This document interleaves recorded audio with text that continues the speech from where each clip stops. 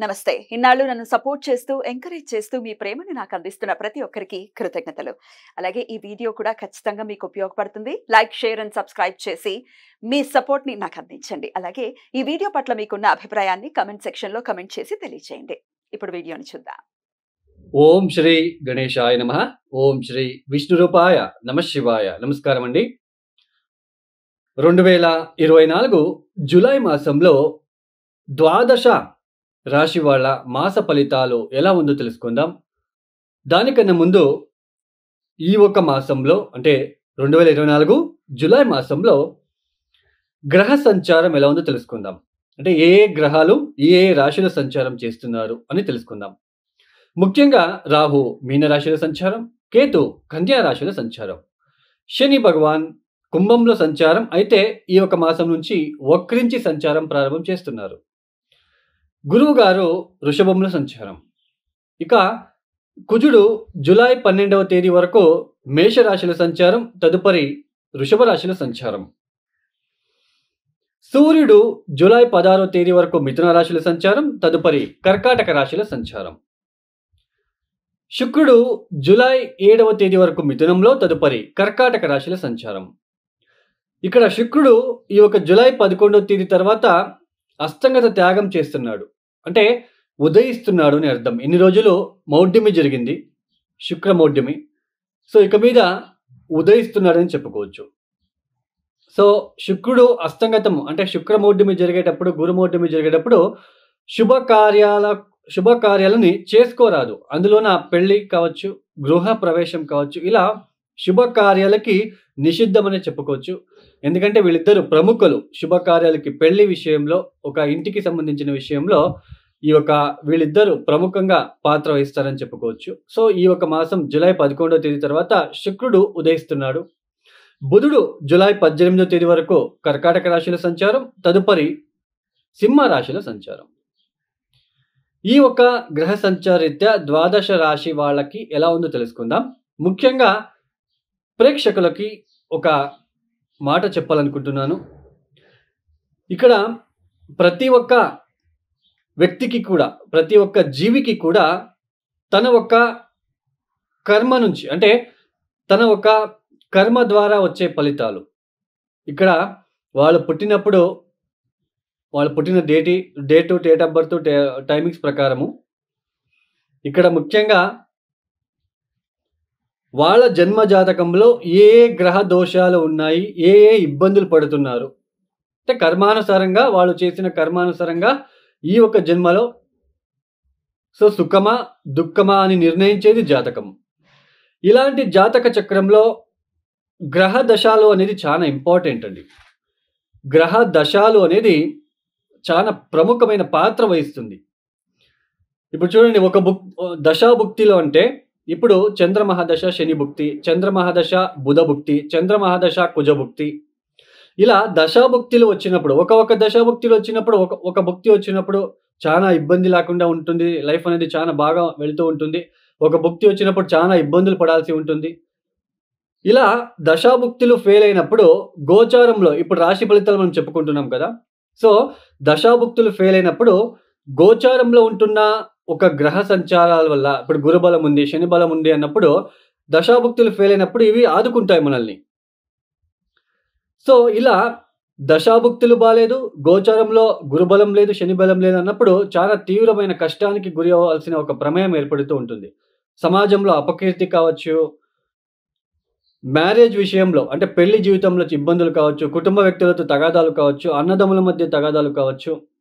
ఇలా ఒక దశాభుక్తులకి తగ్గట్టుగా కొన్ని పరిహారాలు వస్తాయండి. మనమే స్వయంగా మనమే చేసుకోవాల్సిన ఒక చిన్న పరిహారాలు వస్తాయి. చాలా ఉన్నాయి, దశాభుక్తికి తగ్గట్టు ఉన్నాయి. మనం ఏదో ఒకసారి ఒక టెంపుల్‌కు వెళ్ళా, ఒక హోమం చేపించగానే మన కర్మ తగ్గింది అని అనుకుంటే అది తప్పు అండి. ఇప్పుడు ఒక దశాభుక్తి జరుగుతుంది. ఆ దశాభుక్తి పీరియడ్ ఒక సంవత్సరం పాటు ఉంది అనుకుందాం. ఆ దశాభుక్తి బాలేదు అంటే ఆ సంవత్సరం పాటు మీరు ఆ పూజలు, పరిహారాలు చేసుకుంటూ వెళ్ళాలి. సో చాలామంది చెప్తూ ఉంటారు, సో నేను ఆల్రెడీ ఆ పూజలు చేశాను, ఈ పూజలు చేపించాను, వాళ్ళ దగ్గరికి వెళ్ళాను, వాళ్ళ దగ్గరికి చేపించాను అని. బట్ మాకు తగ్గలేదు. అంటే కొన్ని మీ జాతకంలో కొన్ని గ్రహాలు ఏ స్థానాల్లో ఉన్నాయి, ఏ రాశిలో ఉన్నాయి, ఆ రాశికి తగ్గట్టు మనం పరిహారాలు చేసుకుంటే మాత్రం అది రిలీఫ్ వస్తుంది. సో, ఇక మీనరాశి. ఈ మీనరాశి వాళ్ళకి ఈ మాసంలో కుజుడు యోగిస్తున్నాడు, బుధుడు యోగిస్తున్నాడు, తర్వాత శుక్రుడు కూడా యోగిస్తున్నాడు. ఇక్కడ ముఖ్యంగా మీనరాశి వాళ్ళకి వ్యయస్థానంలో శని వక్రించి సంచారం చేస్తున్నారు. ఏళ్నాటి శని యొక్క ఎఫెక్ట్ తగ్గుతుంది అని చెప్పుకోవచ్చు మీనరాశి వాళ్ళకి. మీనరాశి వాళ్ళకి ఆర్థిక పరంగా ఎటువంటి ఇబ్బంది ఉండదు. ఇన్కమ్ పెరగడానికి ఇక్కడ అవకాశాలు వస్తున్నాయి. ఆర్థికంగా పుంజుకుంటారని చెప్పుకోవచ్చు.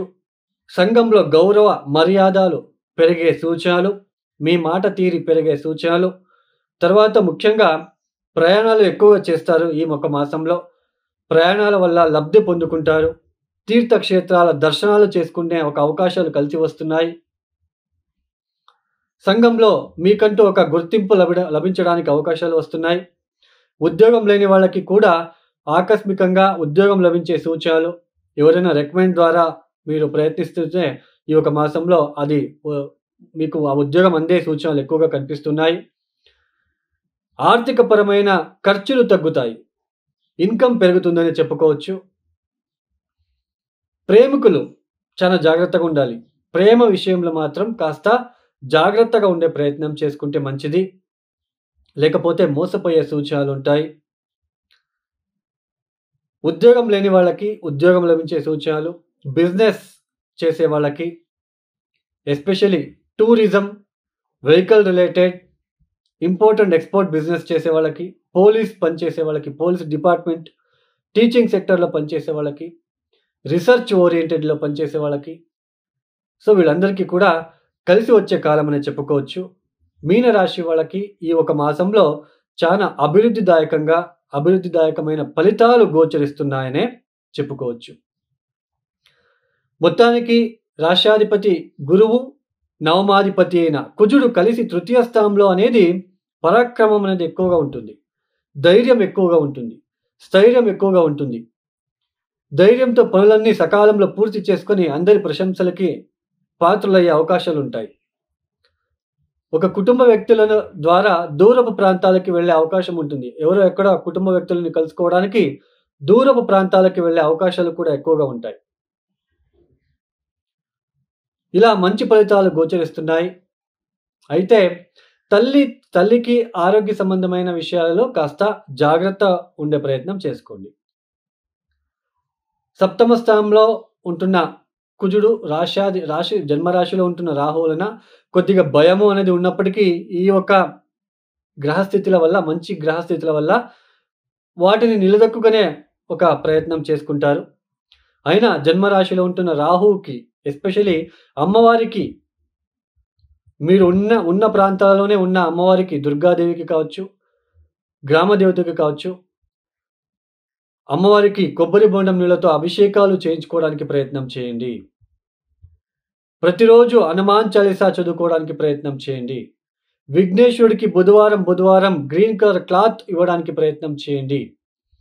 కాలభైరవేశ్వరుడికి తైలాభిషేకం అప్పుడప్పుడు చేయించుకోవడానికి ప్రయత్నం చేసుకున్నట్లయితే చాలా మంచి ఫలితాలు వస్తాయి.